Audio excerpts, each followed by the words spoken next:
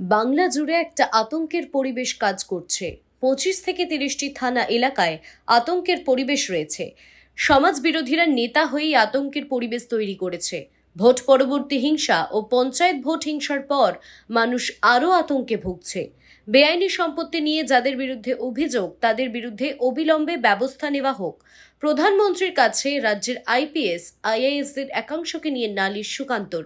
প্রধানমন্ত্রী নরেন্দ্র মোদীর সঙ্গে বৈঠকের পর সুকান্ত বলেন, মাননীয় প্রধানমন্ত্রীর সাথে আমি দেখা করেছি এবং দেখা করে মাননীয় প্রধানমন্ত্রীর হাতে একটি প্রস্তাব তুলে দিয়ে এসেছি, আপাতত যে একটি প্রেজেন্টেশন তুলে দিয়ে এসেছি যাতে নর্থ ইস্টের সাথে উত্তরবঙ্গের সিমিলারিটি কী কী আছে এবং তার ফলে উত্তরবঙ্গকে নর্থ ইস্টের অন্তর্ভুক্ত করা যেতে পারে, এই ধরনের প্রপোজাল আমি মাননীয় প্রধানমন্ত্রীকে দিয়েছি।